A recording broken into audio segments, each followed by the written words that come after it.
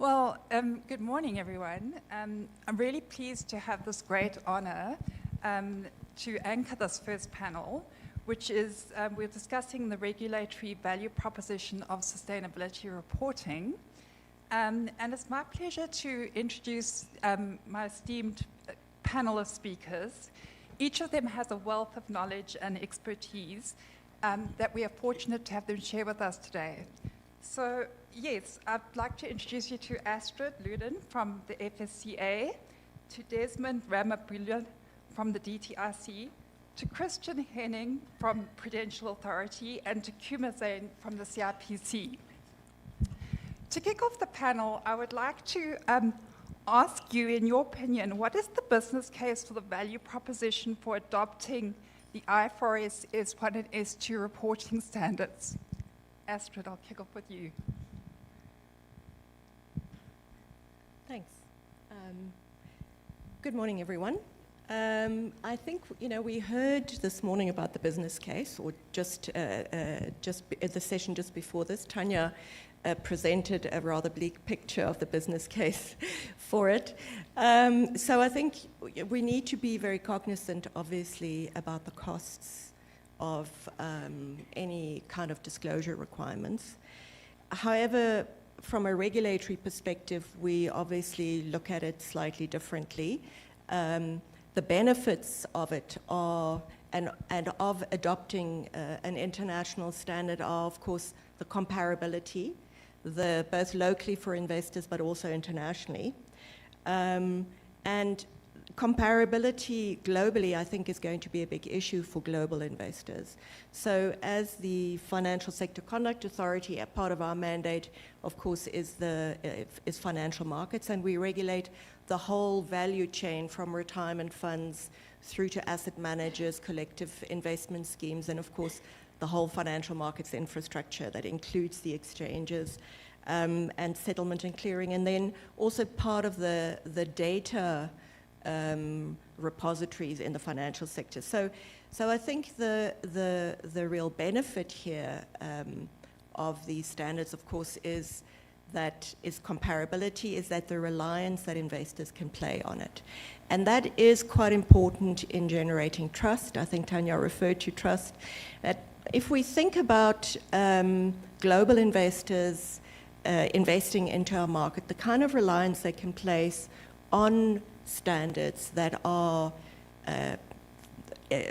comparable, and then I suppose the question would be the kind of assurance that's associated with that. So I think that is the big value proposition for it.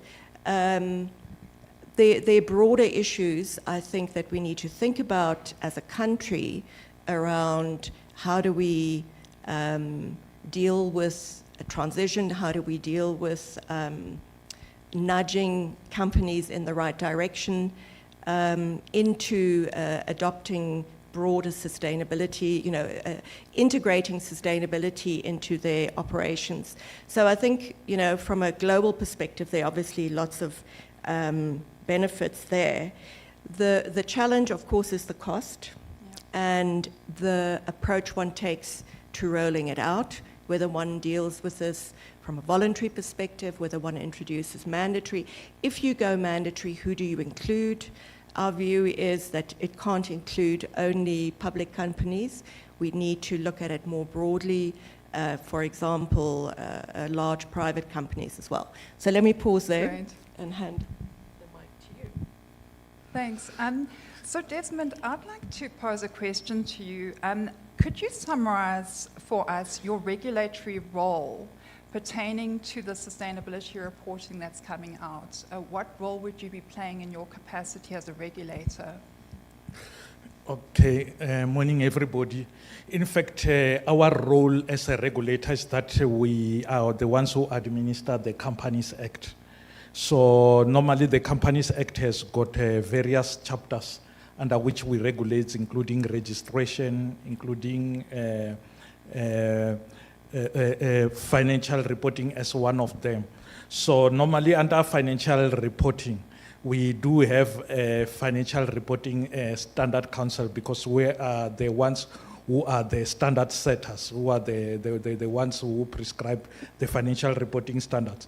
So now under the financial reporting standards, we do have the Financial Reporting Standard Council, which our chairperson is also here. So in the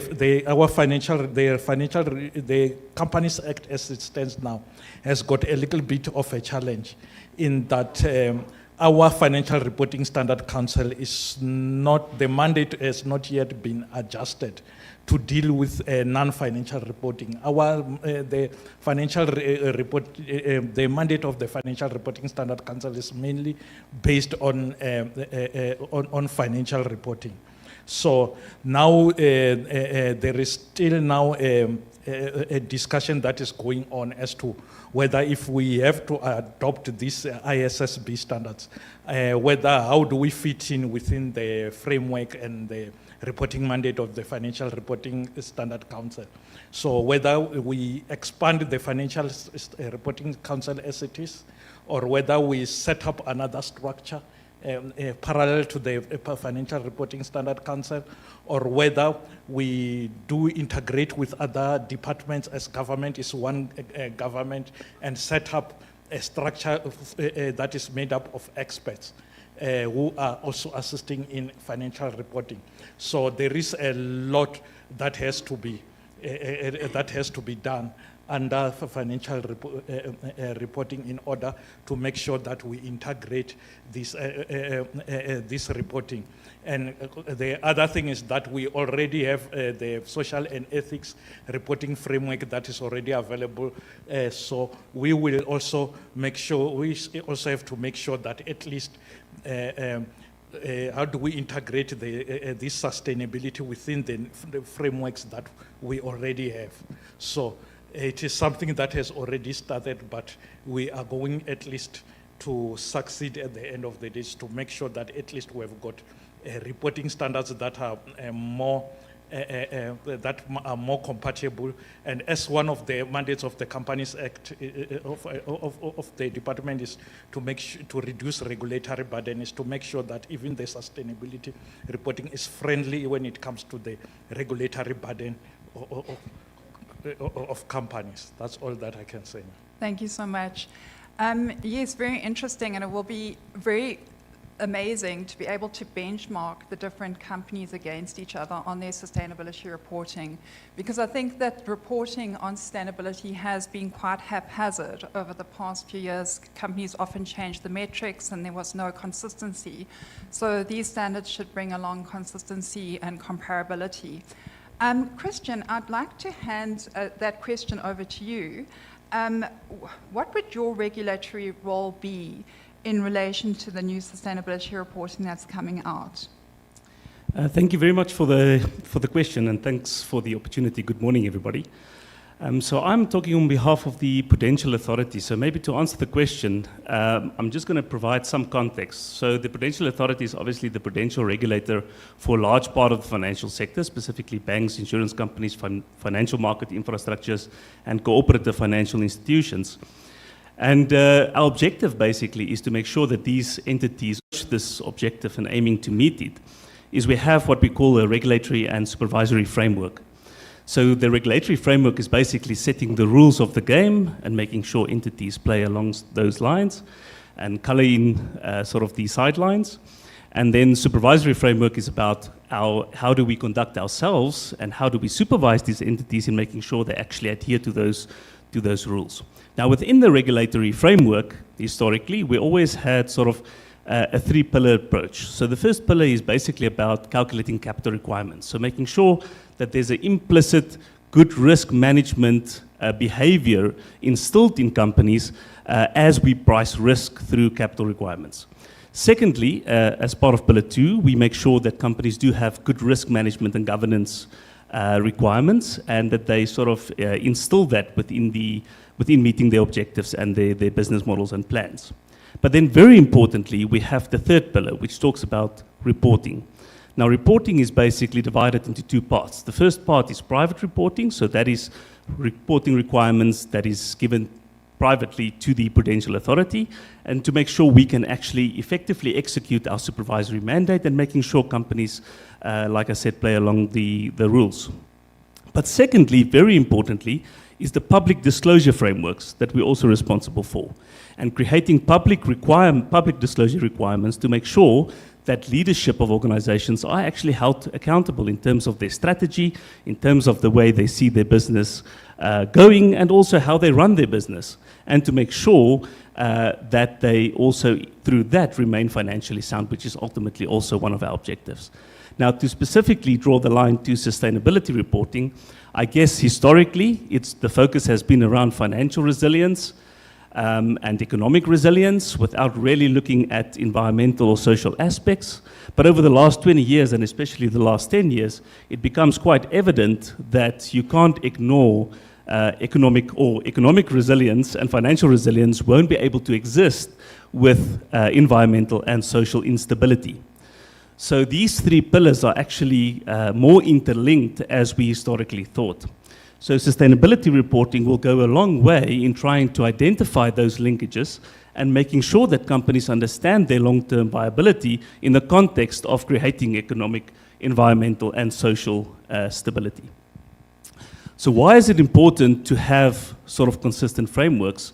Well, in order to make sure that internationally we are able to actually play in a holistic financial market and attract international investments, it's quite important to have sort of a sort of single approach, or at least a good understanding of these different public disclosure requirements. So as the Prudential Authority, we also feed into international organizations such as the BCBS, the Basel Committee on Banking Supervision, as well as the IAS, the International Association of Insurance Supervisors. And these organizations internationally set rules for sort of international banks and international insurance companies. So in order for us to play in that space, we also need to adhere to those sort of consistent principles. And these institutions have actually started to play a big role in trying to also define what sustainability reporting could mean within the context of banks and insurance companies. And essentially, they have also largely built their frameworks, or are building their frameworks on top of the TCFD, which is now obviously discontinued, but very much now on top of IFRS S1 and S2, which could create a global baseline for this consistency that we are looking for. So that, in essence, I think, is our story for now. Great. Not to take too much time. Thank you. Very informative. Thank you, Christian. I'd like to hand over to Kuma and hear your response from the CIPC side. Thanks, Belinda. Let me start with a disclaimer, because it's supposed to be the commissioner who's sitting here, and it's in no way an indication of a succession plan. I have to make that quite very clear, so that we don't have political problems back at the office. So great. And good morning also to all the delegates in the room today. Thank you for making the time to come and hear out what's going on in the broader landscape, the macro level of sustainability reporting, and also how do we localize what's going on globally within South Africa Inc., as the commissioner said.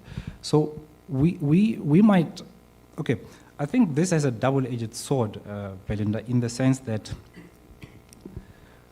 CIPC, on the one hand, we were aiming to be a globally competitive regulator, world-class regulator, right?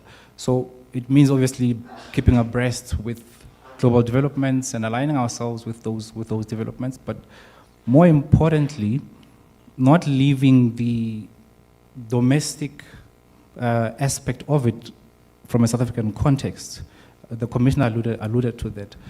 The functions of the commission, on the one hand, require us to sample and review financial statements, right? To check if they're reliable and if they conform to, IFRS standards and the Companies Act.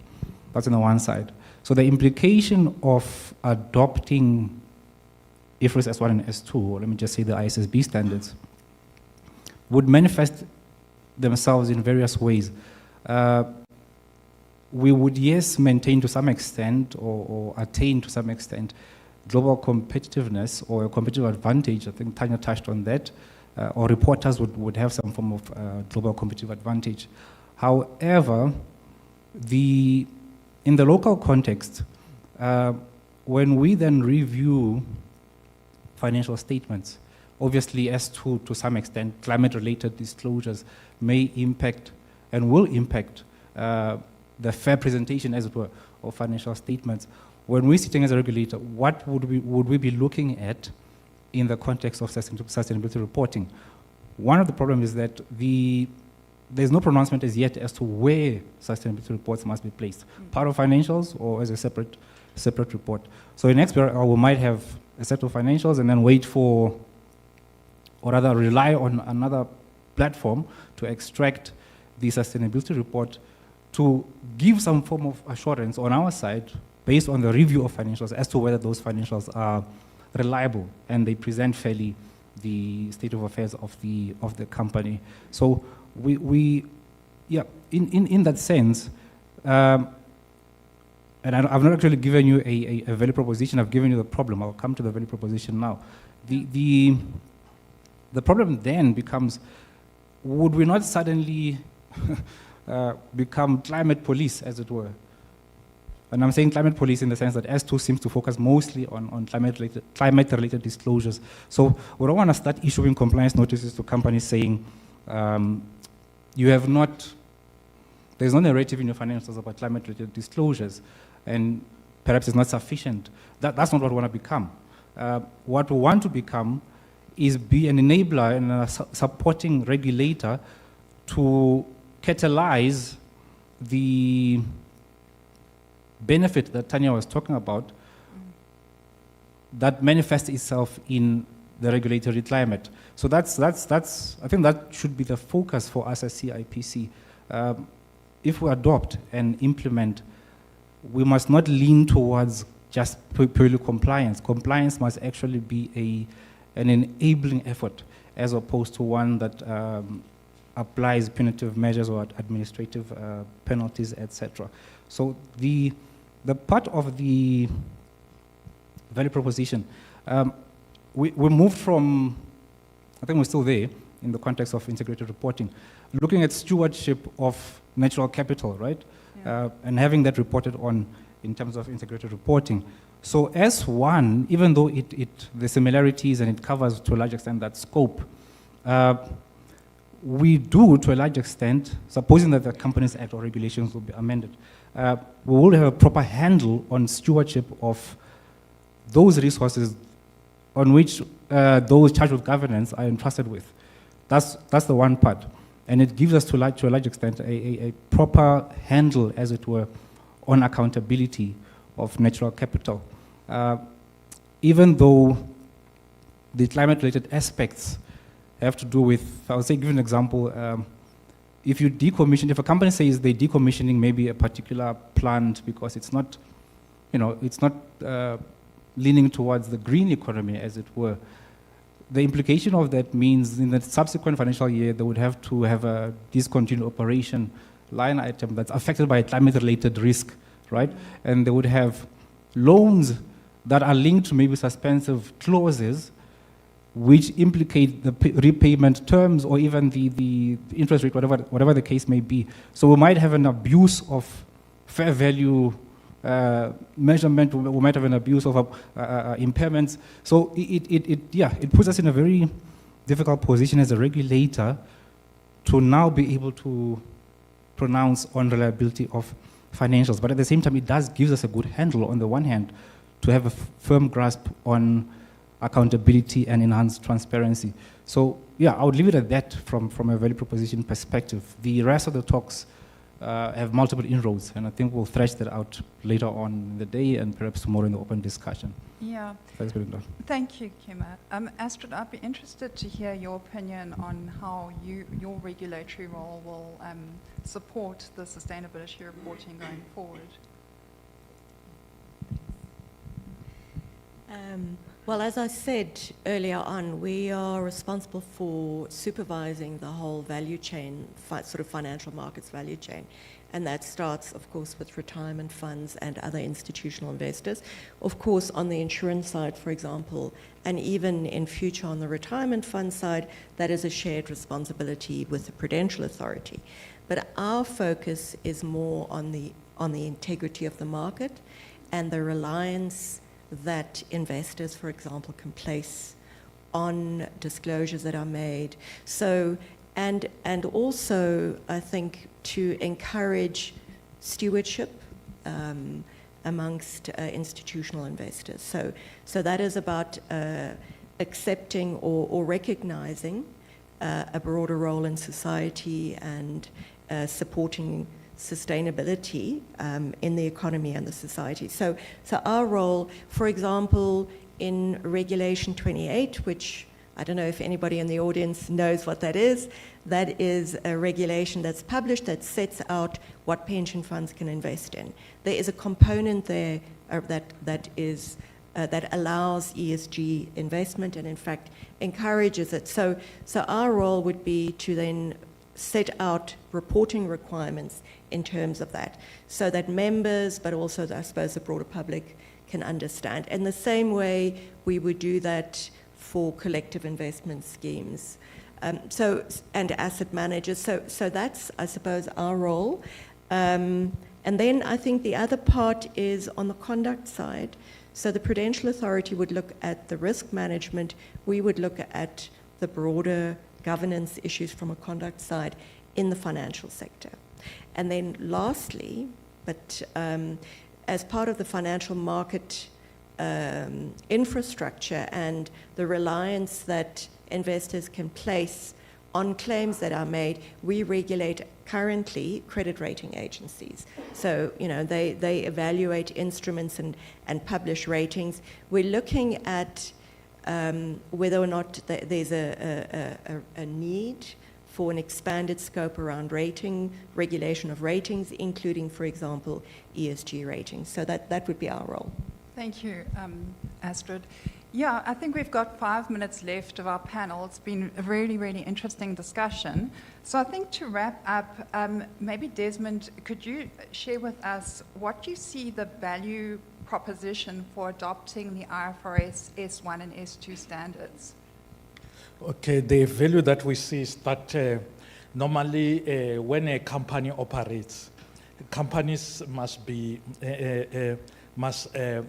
balance the interest of their stakeholders, interest of the communities in which they operate, and the natural resources that are drawn from the country in general. So that is what we see as overall as the role of the sustainability standards. But as I've already said, is one of our technical roles is that normally if there is a standard setting council, what we do is that we make sure that at least we follow the right due process, so that when there is a proposal, or when there is what we call when there is a sort of an adjustment to the standards, we are the ones who follow the correct due process to make sure that at least those standards are coordinated within the relevant stakeholders, so that at least when time comes, all the standards are well updated. So that is our technical role on that one. But as I've already mentioned, it's just to balance the interest of all these stakeholders, so that at least at the end of the day, there should be values for all the investors who invest in the country. Thank you. Christian, would you like to respond on what you see that being the value proposition for the implementation of IFRS S1 and S2? Thank you. Yeah, I should just mention that I think the implementation of those standards will come with a myriad of challenges. So I think, and cost being one of them. So I think it's not going to be an easy road or easy task. I think the main benefit is really to have consistency amongst a wide range of market participants. I think from our perspective, we sort of in control of the banks and insurance companies and financial market infrastructures and so forth. But those entities have a myriad of linkages to other parts of the financial system and the economy in general. So creating or sort of developing requirements for those entities would also require them to have reporting done by a wide range of other stakeholders that they are part of, whether it's their clients, their supply chains, and so forth. So the wider we could have sort of some sort of a consistency that makes practical sense in the South African context, I think the better overall for all entities in general. Thank you. And Kima, can we finish off with you sharing the value proposition with us from the CIPC perspective? Yeah, to echo my comments earlier on, in terms of Section 7, the Commission, basically the purpose of the Companies Act, include fostering an enabling environment that attracts capital, one, and then the aggregation of that capital is allocated to various companies. So in fostering an enabling environment, the standards to a large extent, as we said, may give South Africa that kind of competitive advantage in that it aligns with global best practices and avails the data that investors would ordinarily be interested in to make those financial decisions. So even though we have dually listed companies and even external companies at least, registered in South Africa, the data that we would avail to investors in the form of financial statements upon request, whether it's XBRL or some other form, would have that kind of data feeds that the investor is looking for. So from an adoption perspective, that may be the one value, and also because financial statements are not read as a standalone. If the sustainability reporting standards are adopted, we would have obviously a sustainability reporting or sustainability report, whether in XBRL or another form, to supplement those financials, which inform the allocation of capital, among other things. And because they're supposed to be reported at the same time with financial statements, it is an opportunity. I don't know, Dr. Len Connor will strangle me if I say that it would be an opportunity to have them part of financial statements. But yeah, we still have to talk about that. Thanks, Belinda. Thank you so much. Well, thank you for a great panel, and thank you, everyone. Thank you.